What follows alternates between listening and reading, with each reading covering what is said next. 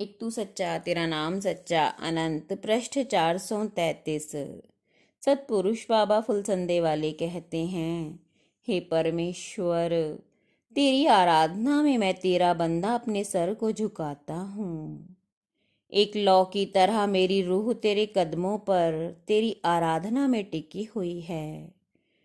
मेरे होशो हवास फरिश्ता बनकर तेरे कदम चूमते हैं। बहुत बार तूने बहारे जिंदगी के मजे लूटे, क्या कभी जोड़े तूने गम में जो दिल टूटे। नया गांव फुलसंदा का रहने वाला भूरी, जिसे नामदान देते समय ही हुजूर ने मेहर की रोशनी से लबरेज कर दिया था, तभी से उसके अंतःकरण में प्रकाश नृत्य करने लगा।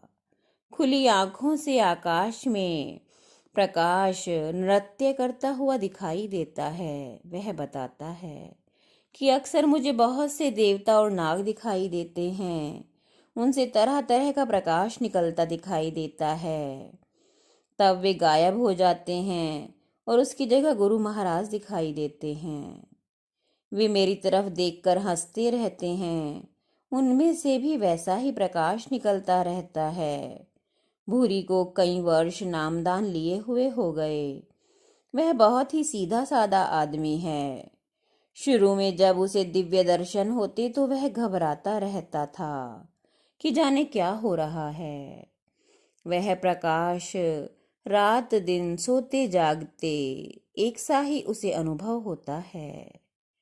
सतगुरु दयाल कहते हैं कि हम जो परमेश्वर से यह प्रार्थना करते हैं कि धरती पर सब में दिव्य प्रकाश हो जावे और कोई भी जगत में नास्तिक आदमी ना रहे। भलाई कर बदी से बाज आ परहेजगारी कर, जहां तक हो सके तू खल्क की खिदमत गुजारी कर। हुजूर सतपुरुष ने जिस घराने में जन्म लिया था वह घराना किसी राजघराने से कम न था, पर हुजूर के दिल में दीनता, गरीबी और त्याग भावना का कोई पार वार न था। वे सदा गरीबों का दुख बांटने में लगे रहते। एक चटाई विश्राम के लिए होती, जल पीने को एक मट्टी का प्याला। दीन दुखी जो उनके पास आता वो शांत होकर जाता। उन पर जो होता वो दूसरों को दे डालते। और कभी ऐसी हालत भी आती जब रोटी का एक भी टुकड़ा खाने को आपके पास नहीं बचता। कभी 6 दिन की रखी रोटी आप खाते, वह ठेंकरे जैसी सख्त हो जाती। उसे पानी में मुलायम करने के लिए डाल दिया जाता। एक बार 5 रात्रि उन्हें बीत गई। धन अभाव में कुछ भी इंतजाम भोजन आदि का ना हो पाया। उस समय आप एकांतवास करते थे। भीतर से दरवाजा बंद रहता, पड़ोसियों को कुछ पता नहीं चलता और वे किसी से कुछ ना कहते। बस शांति और मौन उनका वस्त्र था। सतपुरुष को 5वीं रात को एक ख्वाब हुआ। क्या देखते हैं कि देवताओं के लोक में सिद्धों का भंडारा चल रहा है।